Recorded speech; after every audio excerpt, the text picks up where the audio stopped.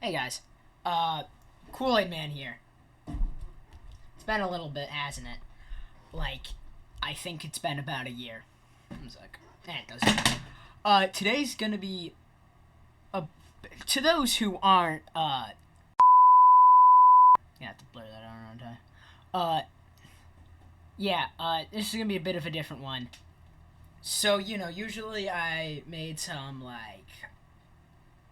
I used to do video games, and then I made a tier list once. I did something on Local 58.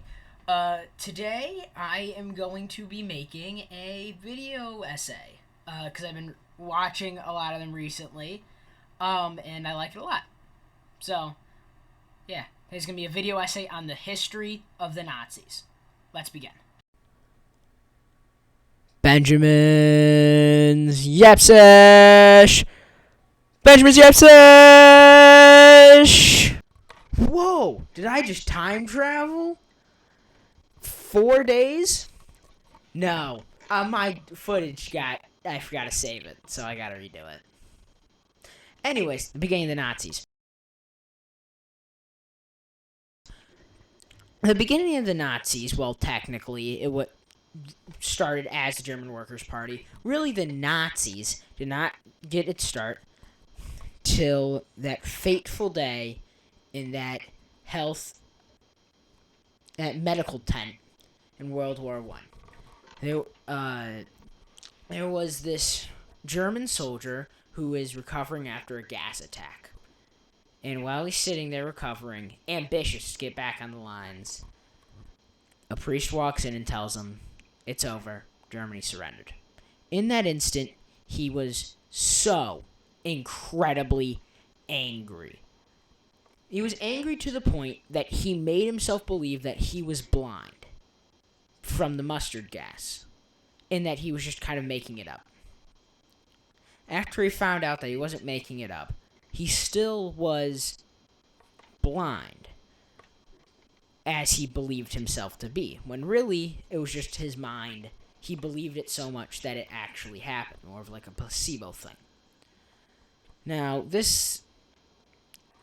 Now, how he became unblind is the supposed story on how he decided that he's going to save Germany.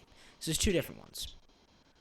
One of them, there's a doctor and him, and they were sitting in a room. The doctor showed him his candle, and he looked at the candle and the doctor said, "If you see the flame on this candle, your destiny truly is to bring Germany back."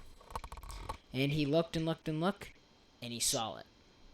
The other one was he was just kind of sitting around and he thought, "Man, how can I rule Germany? How can I fix Germany if I'm blind?" And he just kind of started seeing. There's a good chance that neither of those are true, but whatever. Anyways, before he can even think about trying to fix Germany in any way, he's got to have some amount of power. Because right now, he's just a soldier. He doesn't even have an education. So when he moves back to Munich, he's working at the army again.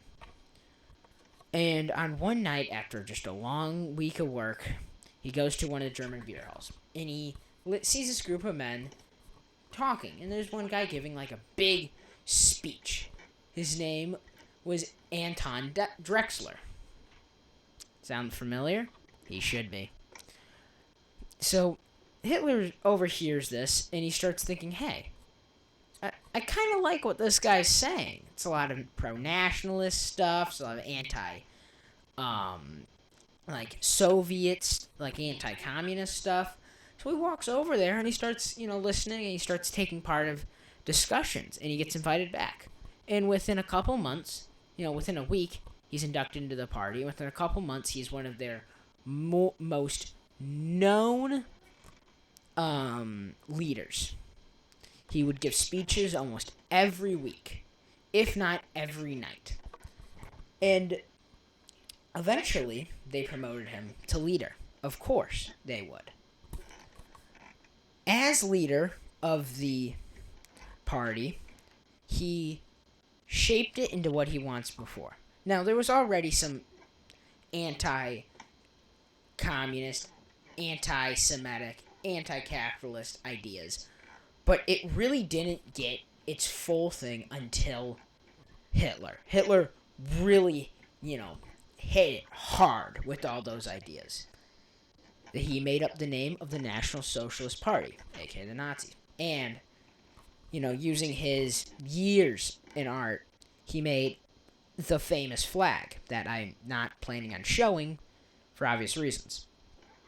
Now, the Nazis had gotten a pretty significant following about 2000 because, they preached their ideas on how to fix things. But they knew they couldn't get elected democratically. The people under the Weimar Republic were either communist-leaning, believing that if they share everything, hyperinflation will go down, or capitalist-leaning, where they thought that as long as the government stays out of it, hyperinflation will go down also. Where the Nazis were socialist. So they thought, no way we're going to get elected diplomatically, so let's take it by force. And that's what led to Hitler's beer hall revolt. Adolf Hitler and his SS, currently being controlled by Erich Friedrich Wilhelm Ludendorff. I just kind of have bullet points written down. I'm sorry if I butchered that one. So he has the SS, Heinrich Himmler, at this point, and Erich Friedrich Wilhelm. Now, you may be wondering, who's Erich Friedrich Wilhelm? Because, you probably know Heinrich Himmler. It's kind of like a Waluigi situation, you know what I mean? Obviously, you know Hitler. But who's Wilhelm here? Wilhelm was a German general in the First World War, and he was highly decorated. So, he was a war hero. He looked great. When you looked at you look at him, that guy won a ton of battles. I think he was almost undefeated. I think his only defeat was the war. Funny enough. Anyways, so they decide that they are going to take over a beer hall in Munich, and then they're going to march their way with their SS and all their definite supporters will meet up together, and they'll march into Berlin, take over the Reichstag, go and just take over. So, he goes into the beer hall with two very prominent German leaders. And, Hitler takes charge, he rallies them, he goes, the national revolution is here! Pew! But there's one problem. His face of the revolution was late. I don't know. Probably had to get a suit on or something. There's a lot of buttons and stuff. I'm assuming that takes a little bit. Because he showed up in, full suit. Even though he was, too old to go fight. Anyways, though. Sorry. He has to go in, and he basically tries to he tries for about 30 minutes or so, 30 minutes to 45 minutes, to try to kind of convince these politicians to be like, you should join our side. And while this is happening, Heinrich and the SS are trying to slowly take over law enforcement. So they're going for the police, they're going for the firefighters, all of that. So, and Heinrich and the SS are actually kind of doing pretty well. A little when you're just at a police station and a bunch of people just start holding guns at you, you usually surrender. Just saying. The SS are doing their part, but Hitler is not. they're not, gonna listen to some random just guy. They're not gonna do it. He tries to threaten them, and they call his bluff so hard. Oh my gosh. He points a gun at them, and they go, if you shoot us, your revolution ends. And he puts the gun down in anger, and he's just kind of pacing around a little bit. And then he walks back out into the beer crowd and goes, "Good news, boys!" This is paraphrasing, of course. He goes, "Good news, boys! They're on our side! And I just got a call from my buddy, Heinrich. We got the police, too! Let's start the march!" And everyone's, all up in arms. They're all excited. He goes, "Actually," because obviously he doesn't know if he has the police on his side at this point, and he obviously does not have the politicians on his side at this point. He's like, "Actually, my friend really wanted to join us. We gotta wait for him." And of course, that friend being Wilhelm. I'm just calling him Wilhelm. I'm not saying that whole name. Anyways, so they wait a little bit, and finally Wilhelm shows up, and they run back into the thing, and Wilhelm's he persuades them. Nat 20 kind of persuasion. And so the politicians are behind him, all this stuff, and then Hitler goes and tries to go check up on the SA. Bad move, because then he leaves Wilhelm there, and Wilhelm's just these guys already said they're on our side, and I believe them. Let's go and I'll just let them free. So, of course, the second they let the politicians out, they tell Berlin about their plan.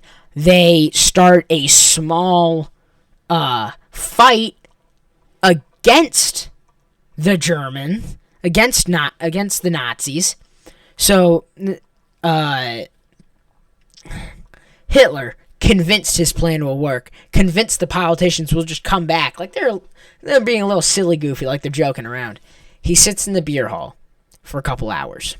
This was a bad move, because a lot of the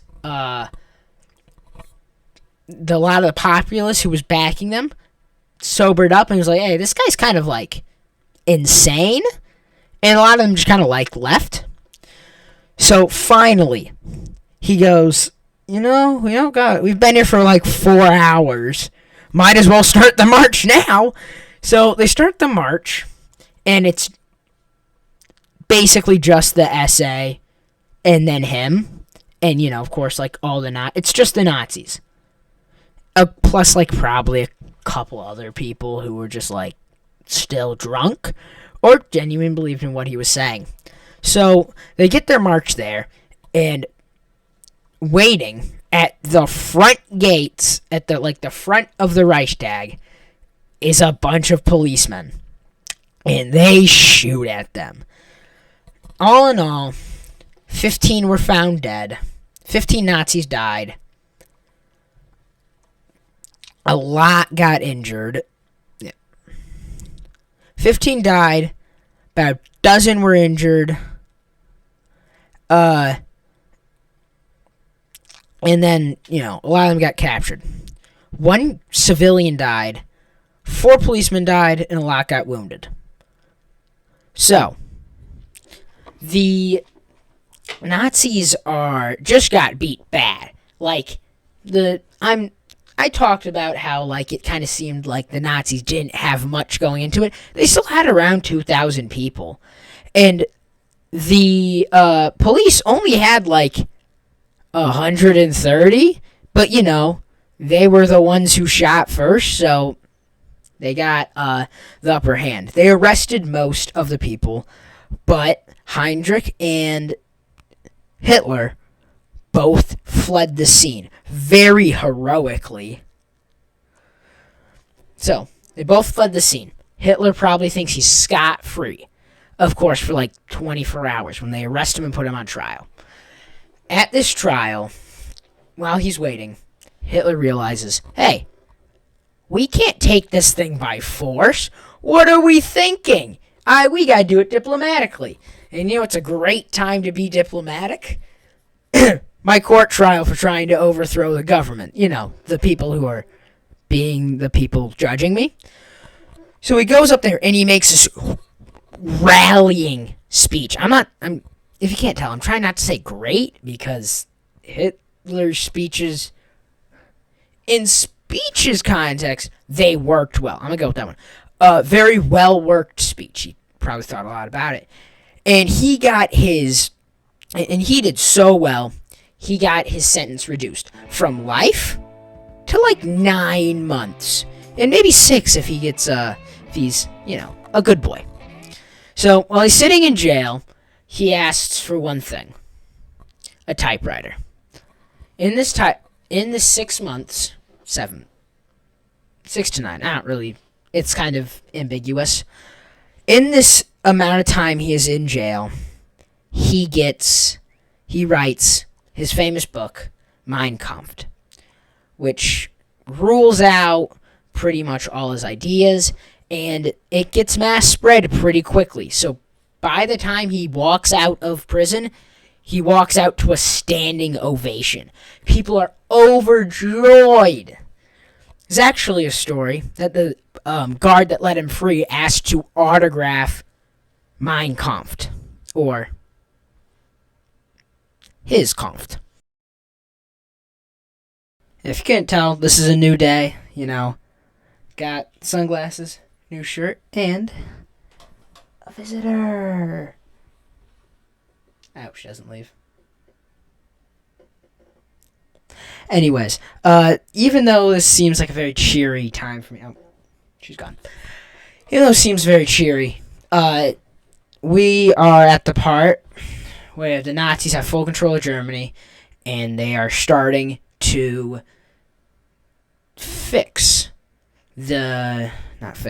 deal with, as they called, the Jewish issue. So, as you know, they sent all Jews within their territory. Same with any Slavs they get their hands on, any homosexuals they get their hands on, pretty much anyone who wasn't this Aryan race. Think blonde hair, blue eyes, German. If you couldn't confirm that you were German, you went to the camps. Or if you weren't complying with the Nazis, you went to the camps. Now, the best way to show Hitler's slow influence is the laws that started happening. So, it starts with... They start separating Jewish kids from German kids. And they start re-educating the German kids to say how much better they are than Jews. And they start re-educating the Jewish kids to say how much worse they are. How they're even subhuman. So this is only the start. So first they re-educate the masses. After that, the Nazis have a government-backed SS kids, Hitler's kids. They go through and they find any Jewish business, anything. They destroy it. They rob it. They break it, everything. Because their intent is to demoralize the Jews. Because it's easier to take over something or someone if they are demoralized. So they start breaking the Jew spirit. Around this time, a bunch of Nazi students burn around 20 million books, Jewish books. And that, there's a monument to that in Berlin. And it's a glass floor with a bunch of empty bookshelves, enough to fit all 20 million of those books. And there's a quote by it that says, "When they burn books, they will inevitably burn people." This quote came about 15 years before Hitler rose to power. A chillingly accurate quote to what happens. So, start burning the books, start re-educating the masses. They've already broken down all Jewish businesses. And now they're sending all the Jews to the ghetto. You know who a Jew is at this point, because they have a big Star of David right on their every piece of clothing, or else they'd get shot. They move them to these ghettos. After only a little bit of time in these ghettos, just enough to maybe even call it a semi-home, they get sent to camps. One morning, a bunch of SS troops ran into all the ghettos, went through, and just started saying, pack your stuff. Pack one bag, and then get on the train. And that's exactly what happened. The train goes through, could take days, could only take a couple hours. There's an account that's always stuck with me when people talk about what happened to the Jews in World War II. And there's an account that always stuck with me from the book Night.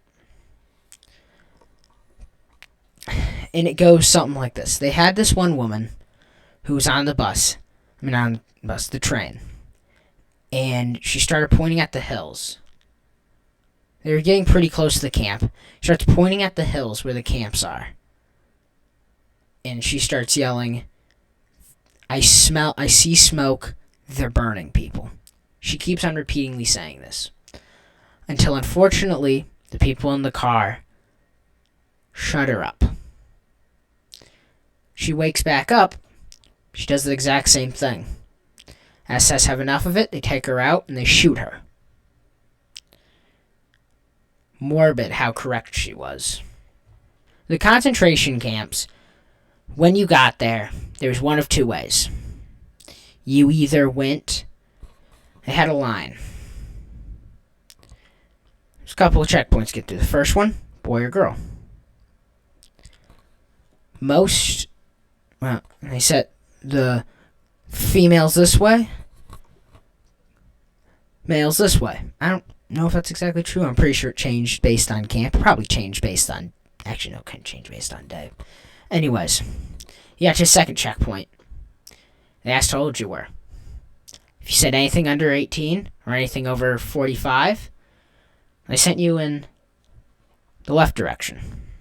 At least for some of the camps. That left direction was straight to the incinerators. They'd plop you right in there, alive or not. Sometimes they'd have some mercy to kill you, which is Nazis and mercy don't go too well together. They had the mercy to shoot you. You were dead when they burned them. But a lot of people, they didn't have that kind of mercy.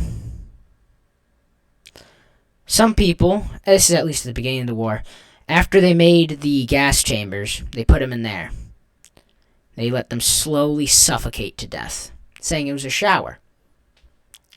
Then, in masses, they'd put them in the fires. And one of the most horrible things I think that about these fires was the fact that for the most part, it was Jews doing it. So there was a pretty decent chance that there was at least 100 Jewish kids, 25, pretty young people, who had to burn their whole family. Because it was burn the family or get a bolt in the back of your head. Burn the family or end up like them. If you were, I don't even know if I'd say lucky enough, if you didn't go and get gassed and burned, they would work you till you can't work no more. They'd demoralize you. You'd basically be as close to naked as possible. The uniforms they gave you were like paper thin, super uncomfortable. All part of the plan. They worked you till you couldn't work anymore. And the second that was true, you went right to the gas chamber. Towards the end of the war, the camps, Germany started losing a lot of money. This means the camp started losing a lot of money. So, there is, not confirmed, but there's large suspicion that they started using some of the dead people to put in the soup the next day. Especially if you tried a revolution. If you tried a revolution and they found out, they'd make everybody in the camp hang. And watch everyone in the camp would watch as you get hung. There's a good chance the next day that soup would taste a little weird. After, there was a lot as the Soviets and the U.S. started getting closer and closer to Germany. They had to move a lot, especially the ones especially the ones in stuff like Poland, Czechoslovakia, would slowly have to move closer and closer to ones more in Germany. These death runs, as they were called, were just full-on runs. They would wake them up at who knows what time in the morning, put them all in just a big group. The Nazis got in cars or horses, and there'd be one sitting up front and one sitting behind. And if you were the one sitting behind, there was a kill on sight rule. You deviated from the path, you slowed down too much, bang. It's incredibly unfortunate. Not unfortunate. It is horrible, obviously, what the Nazis did. There's no doubt about this. This is a pretty widely agreed upon idea. Now, there is some horrible people who agree with the Nazis.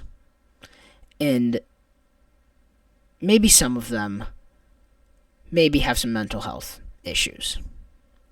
There's definitely some people who don't, which is probably some of the saddest things ever. Another horrible thing they did after because there was a certain point, I believe it was when the Soviets broke. This was after the first concentration camp was found by U.S. paratroopers, and the Iron Ring was broken by the Soviets. The Germans had lost the war. They just had. There's nothing. They can't win. So it's survive as long as you can. And the main directive was kill as many Jews as they can in a short amount of time. But it usually got to the point when they didn't have time to flee. The U.S. was just outside, so instead of sometimes fleeing, they would just lock up the camps. Maybe line them with bombs. Sometimes they would make it look like it was a military base, so U.S. bombers would go and bomb them. These concentration camps really were the discovery of the concentration camps from both sides. It's really crazy how different you see how they fought.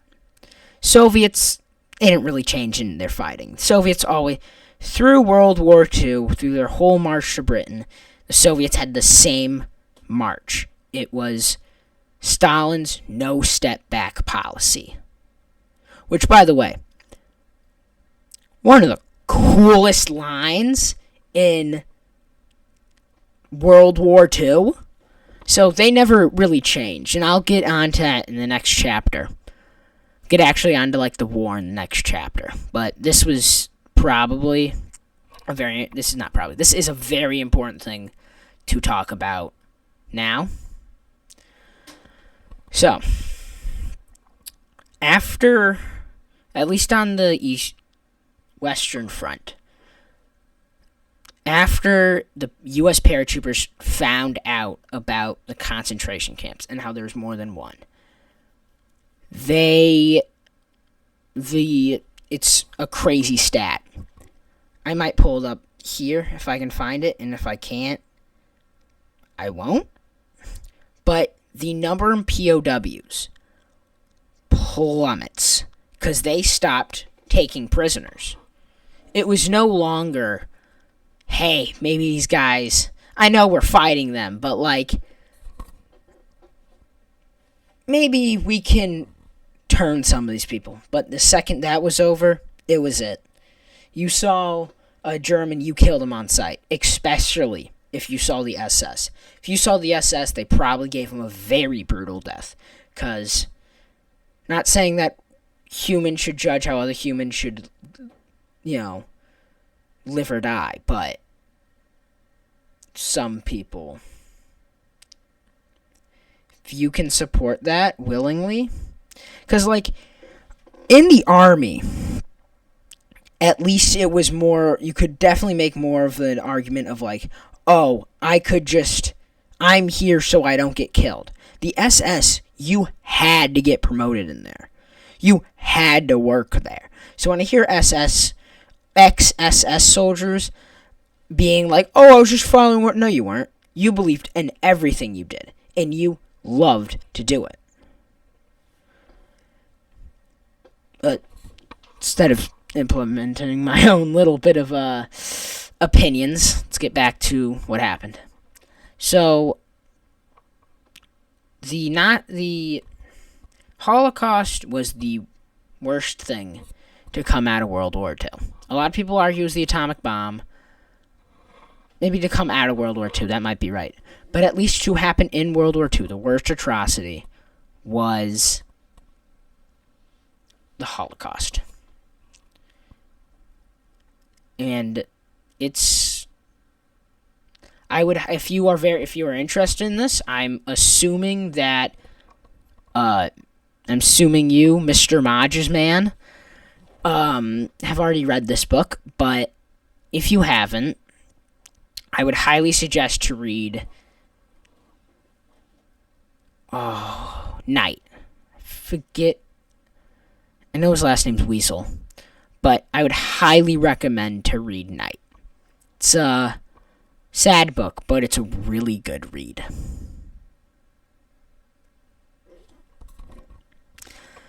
Now, after that bit more of a tougher subject, let's go on to the actual war itself.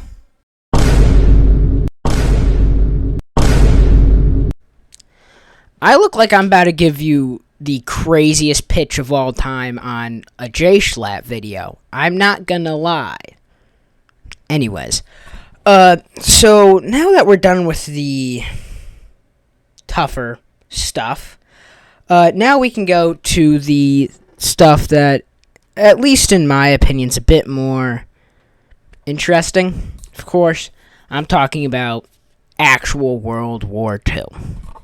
So, as you know, World War II, at least for the Germans, starts on September 1st, 1939, when they invade Poland. Now, Poland held out pretty long. There's a very interesting map that I will pop up there, hopefully, where they held on pretty long until, of course, the Soviet Union invades them from the east. So, the Soviets get taken over completely. After that, Germany goes north and invades Denmark and Norway. I will have, hopefully, kind of a map of everything that's happening here. By 1940, July-ish, the Battle of Britain begins. Now, the Battle of Britain could have possibly been the end of the war. If the British didn't hold out for so long, and if the Germans, I'm going to be honest, weren't as dumb with their picks of attack, it could have been a lot worse. Because at this point, France has nearly been taken over or been taken over. And it's down to Britain, basically. It's Britain, the U.S., and the U.S. is planning on staying neutral because they don't want to get into another European conflict. So, it is down to Britain, and they hold out. The Germans this was probably their first big blunder. They were very stupid enough to, instead of attacking military bases, they attacked metropolitan areas. They went for civilians. So they attacked places like, London. You know what I mean? That was like the main one of the Blitz. This is, by the way, the Blitz is what's happening. And the Blitz has been very influential in a lot of different media, for example, like Peter Pan. So, the Blitz has begun, and it goes on for a while. While that's happening, Germany decides to invade Yugoslavia and Greece, where they pretty much take over.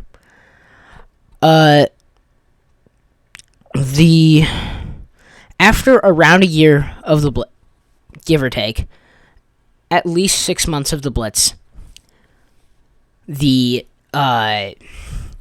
British are able to recover from what happened at Dunkirk. And if you want that little story of Dunkirk. So basically, the British are getting pushed out of France, and they're getting pushed out fast. They are losing a lot of soldiers, and they are stuck at the north end of France with nothing to do. They're about to get all basically executed by the Germans. So, they have to have a rescue mission called the Battle of Dunkirk. In this, Winston Churchill famously says, "If it can float, it can save." So they sent anything that could float to that northern region. Anything. So you saw people going out on little tugboats, anything to get them out. And it's hard to say who really won that battle, because yes, Germany conquered the area. Yes, Germany got more kills, but the British got them there and out. The British were able to fight another day. That could have very much been the end of the war. There's a lot of times, especially in this early thing, where Britain clutched up. And this is something that my grandpa says, and I completely agree with. The British get completely overlooked when it comes to, congratulating. Because a lot of people will be like, oh, it was the USSR. Oh, it was America. But, the British, if they didn't have such, stubbornness to win and to just hold out, we would not have won that war. So you got to give the British props where that came from. And then, speaking of the British, by about, I think, 10 months or so into the Blitz, they had been able to reorganize their whole army. So they're back to functioning. They're back to probably even better than the Germans. And they start taking hold of the sky. They have this new radar technology, and they cover up the fact that they have radar technology because they don't want the Germans to know how to use radar technology. And they start running ads that says carrots. Their pilots can shoot them all down because they've been eating carrots, and that's been making their eyes better, which is how the whole myth of carrots making your eyes better started as a propaganda piece, so the Germans don't know that they have radar. Anyways, by almost exactly a year after the Battle of Britain starts, Germany goes through with its plan to break its deal with the USSR and invades it. And this is Operation Barbarossa, is the biggest land scale, the biggest land invasion of all time.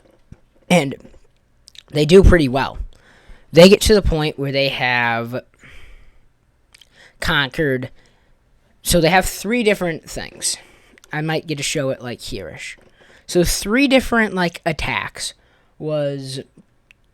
One was going to Stalingrad. One is going to Leningrad, The other was going to Moscow. So, and they had 99, at one point they had 99% control over, not Moscow, Stalingrad. But after some crazy Soviet will and honestly the winner, they started getting pushed back on all three offenses.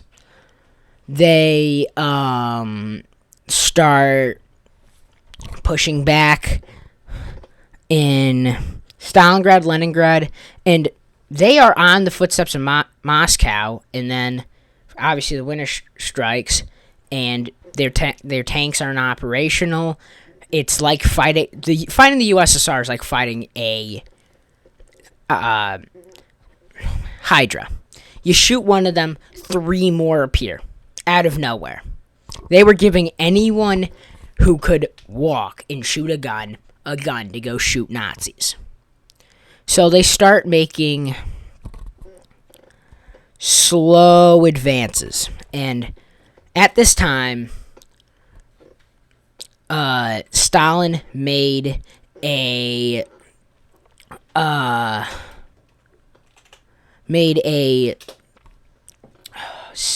he gave a order.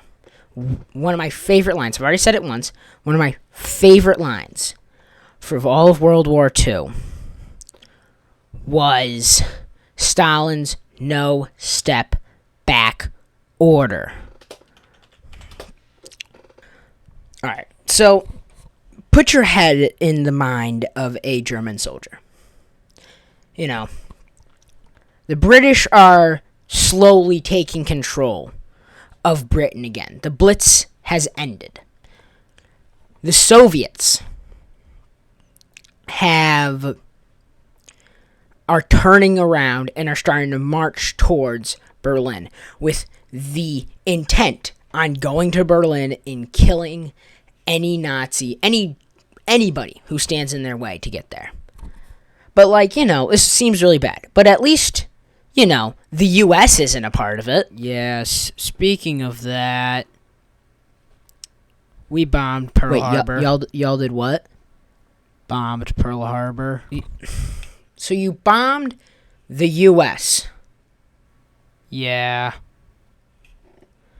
Yeah, I heard. Bad news, the U.S. has joined.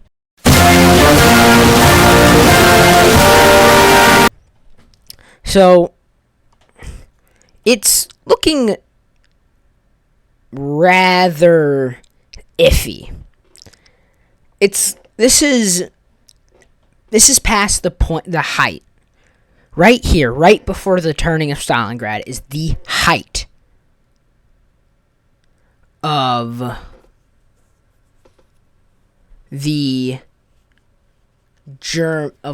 German, around this 1941, 1942 era, time is the height of the German, that height of Germany's power.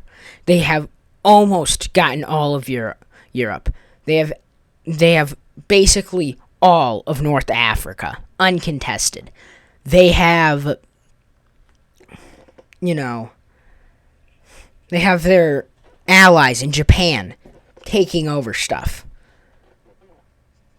But it kind of starts to turn after the city of Stalingrad gets taken over, and really, the U.S. starts plotting things. So, by November 3rd, 1942, Stalingrad has been turned around. And it is a slow march back. By November 6th the following year, they start to liberate Kiev. I don't think I said that right.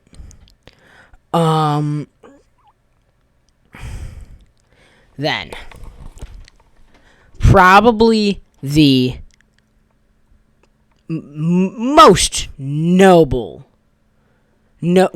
thing in all of World War II, of course, is D-Day.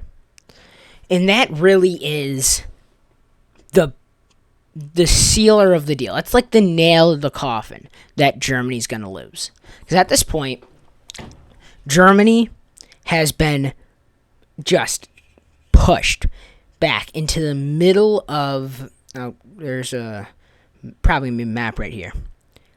They've been pushed back by a combination of U.S. and British troops. They didn't get what they wanted in North Africa. They didn't get the Suez Canal. They're losing they're on a constant retreat back to their homeland by the Soviets. And the U.S.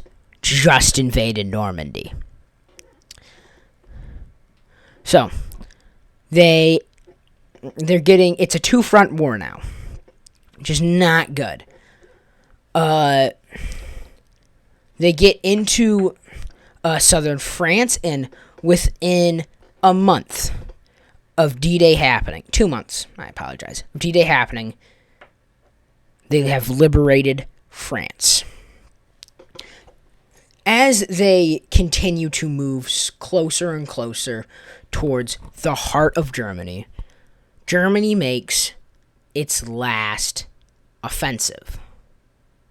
And that, of course, is the Battle of the Bulge.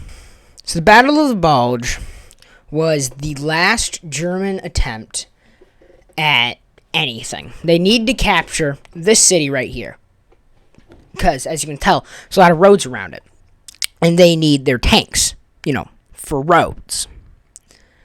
As they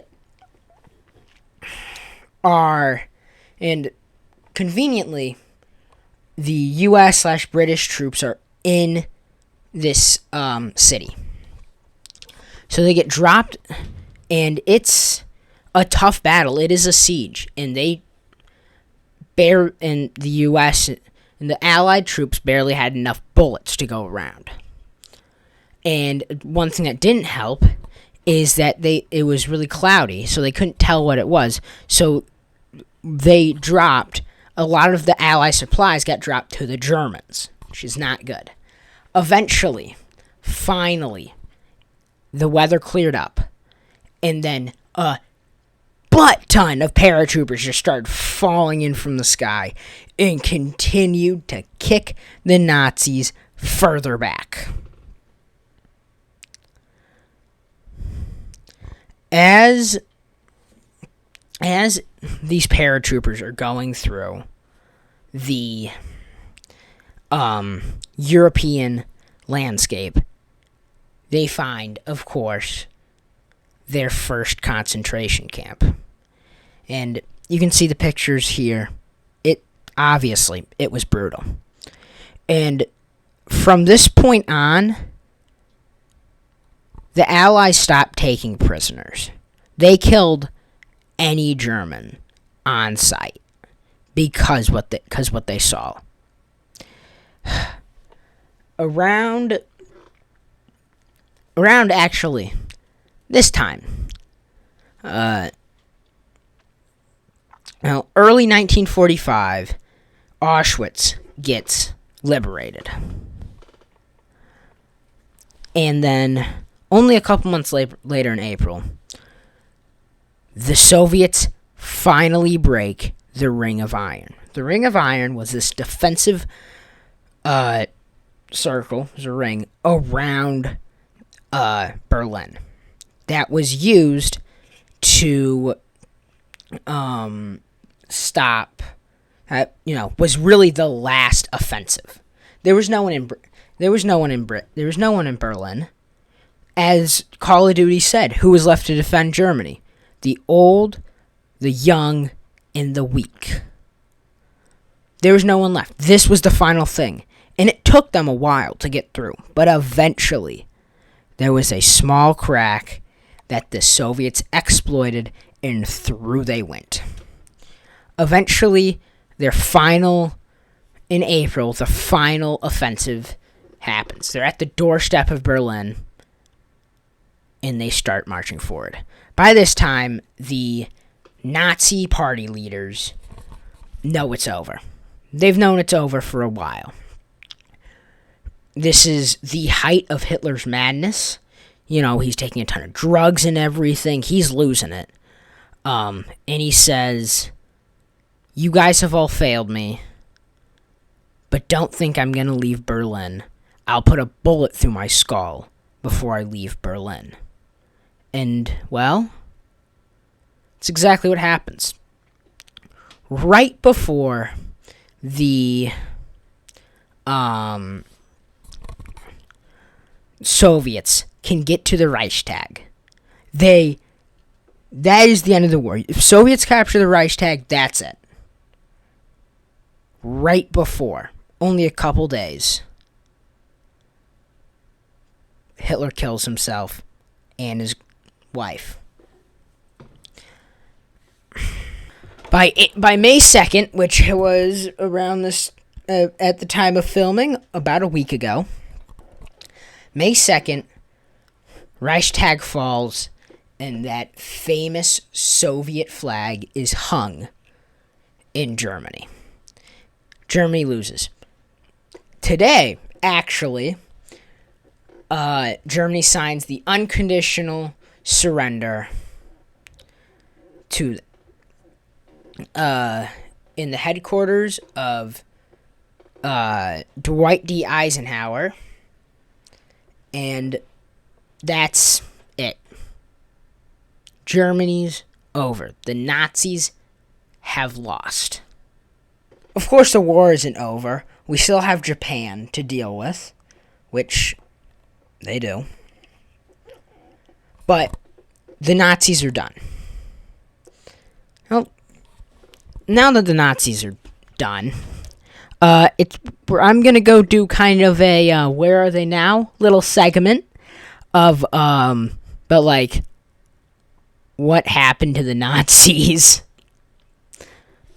See you there. Welcome to Where Are They Now? With the Nazis. But before that, bit of the fit check. Got the red champion on, random gym shorts.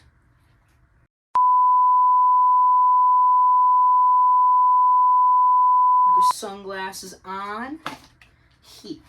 Sorry about the messy room. I am 20-something. Anyways, so this is one of two segments that I will be filming here. And this first one is obviously the "Where Are They Now?" for the Nazis. So let's get right into it. Nazis. Where are they now? I want you guys to guess what happened to the most notorious Nazis ever. These are probably some of the worst people. Is it A, they killed themselves? B, they got executed? Or C, they were granted immunity in the U.S. because they were smart? Or D, all of the above? I'll wait.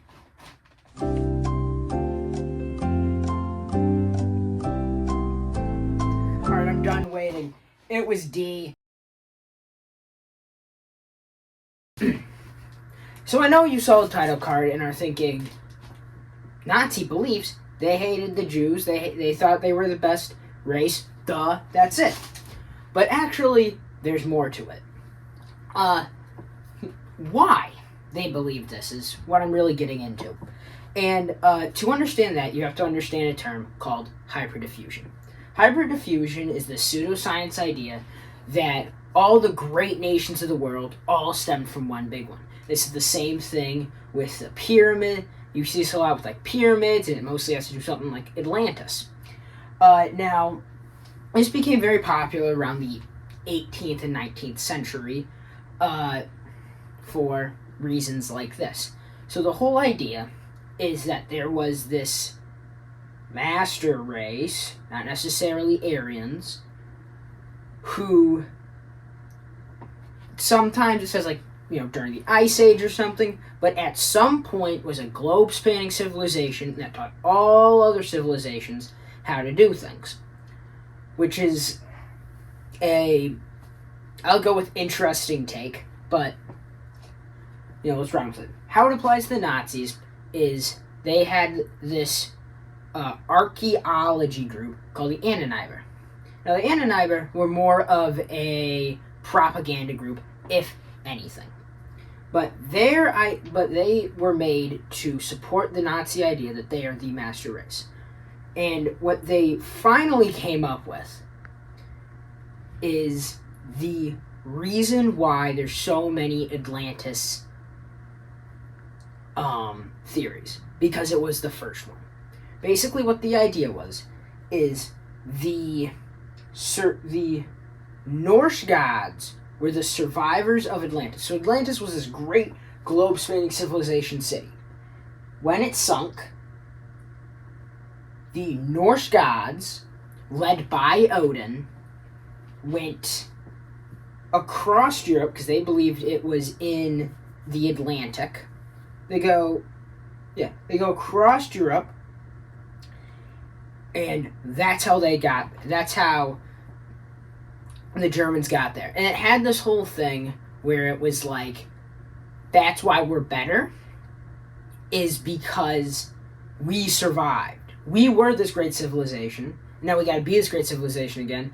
And even though like this crazy cataclysmic event happened, we survived. That's why we're better. Another thing that they believed is that there has been, as long as we can remember, a fight between two big races. The Aryans, the good guys, and the Semitics, aka the Jews, the bad guys.